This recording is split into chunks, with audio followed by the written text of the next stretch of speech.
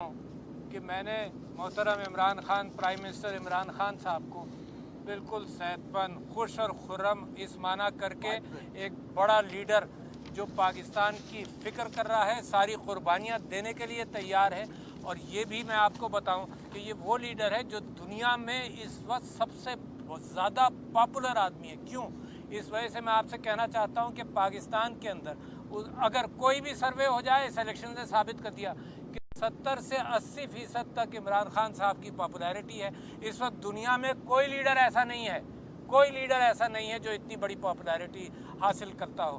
तो इमरान खान साहब ने सारी, मैंने उनसे हिदायत सुनी है। ख़ास तौर पर मैं आपसे ये कहना चाहता हूँ कि उनको इस बात का बड़ा अफसोस था कि ये जो प्रेस कॉन्फ्रेंस की गई, इसके अंदर फ़ौज को बहस की बुनियाद बना दिया गया। इसके अंदर ये बात भी हो गई, और फ़ौज के हवाले से एक आर्गूमेंट मैं देना चाहता हूँ जो उमर अयूब साहब ने भी दिया, मैं भी देना चाहता हूँ कि ये कहा गया कि फ़ौज के अंदर के जो लोग मुलव्वस थे 9 मई के अंदर, उनको सज़ा दे दी गई।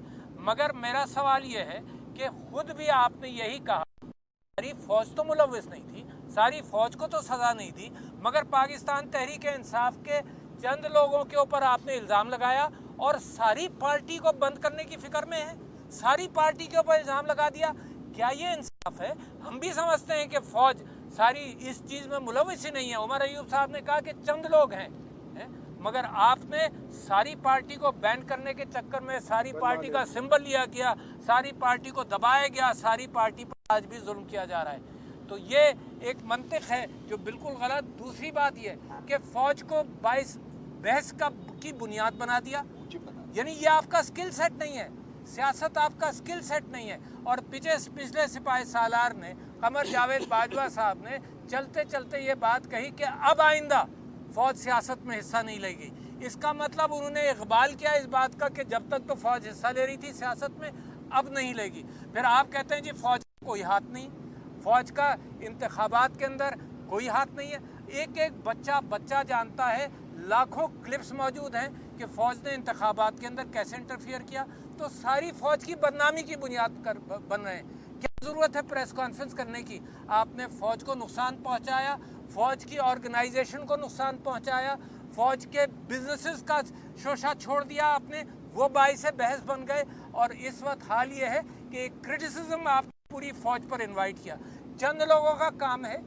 इलेक्शन के अंदर जो मैंडेट छीना गया उसकी जिम्मेदारी सब लोग जानते हैं। हज़ारों क्लिप्स मौजूद है जिसके अंदर कुछ अहलकार जिम्मेदार हैं, कुछ अहलकार मौजूद हैं। और जब आकर ये कहेंगे कि नहीं ऐसे हम लोग कोई फ़ौज का इसमें हाथ नहीं है, फ़ौज का यकीनन हाथ नहीं है, मगर कुछ लोगों का फ़ौज के अंदर से कुछ लोगों का हाथ उसके अंदर है। तो मैं समझता हूँ कि पाकिस्तान के हालात के अंदर इस बात का इम्कान है। तीसरी बात आपने ये कही कि जी माफ़ी मांगी जाए, तो मुझसे का सवाल हुआ लाहौर में, तो मैंने ये कहा कि माफ़ी वो मांगे जिस पर जुल्म हो रहा है, या माफ़ी उनको मांगनी चाहिए जो जुल्म की बुनियाद बन रहे हैं। ये बड़ा अहम नुक्ता है।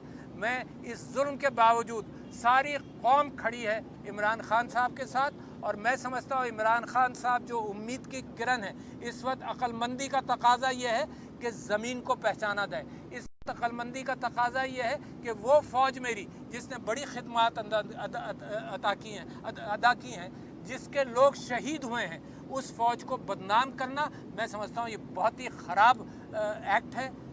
और इस अंदाज से ना आपका स्किल सेट है सियासत,